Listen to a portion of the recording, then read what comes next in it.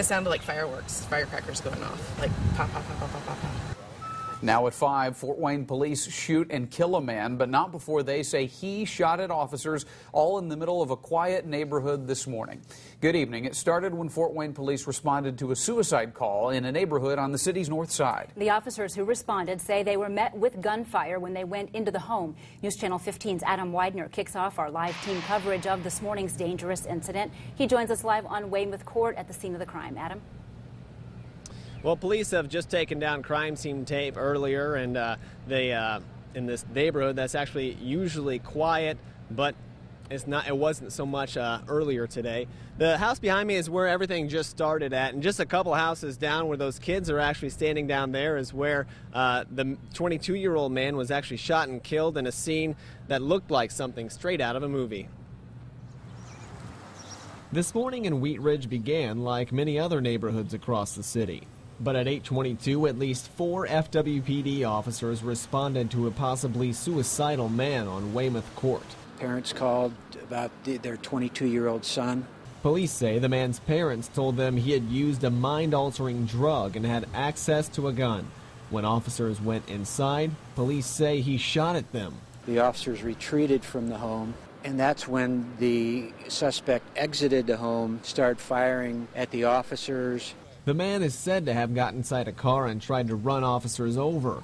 The 22-year-old then pulled into a nearby driveway and got out of the car. He and police shot back and forth, and he was eventually shot and killed. The 22-year-old man was shot and killed about 3 houses down where that red car sits. But police have about a dozen other homes blocked off with this crime scene tape because they think several other homes might have been hit by gunfire.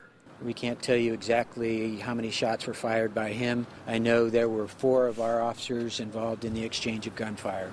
The incident has left police thankful no one else was hurt. If this individual would have escaped this area, of course, it would have been much more significant, we feel. Now, this is actually the second time Fort Wayne police have shot and killed someone this week, and it's the 4th time there's been a police action shooting so far this year. Those are statistics that Chief Russ York says are unlike anything in recent memory. We're live on the north side of Fort Wayne. Adam Widener, News Channel 15. Well, with all of this happening shortly after 8 this morning, several neighbors were out and about. Some of them say they saw the whole thing happen. Others down the street just heard the gunfire. News Channel 15's Megan Royce continues our team coverage. So, Megan, how are people there in the Wheat Ridge neighborhood reacting tonight? Well, Mark and Heather, take a look around. You can see it's a quiet suburban neighborhood, kids on their bikes and walking around. People tell me things like what happened this morning don't happen here.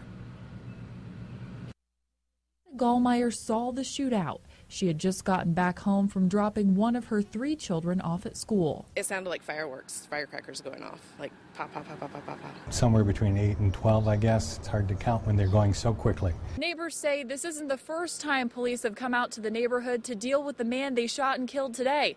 Around the same time last year, he tried to kill himself. A year ago in summertime, Ryan, who is the boy who was shot, had a problem.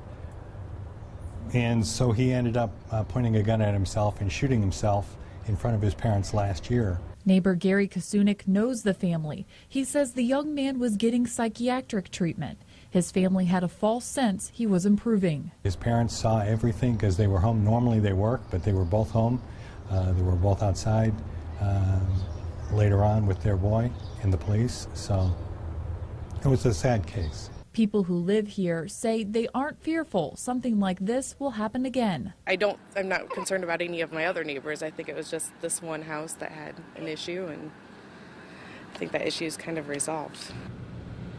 Things here in the neighborhood seem to have gone back to normal. The coroner hasn't released the name of the man that was killed this morning.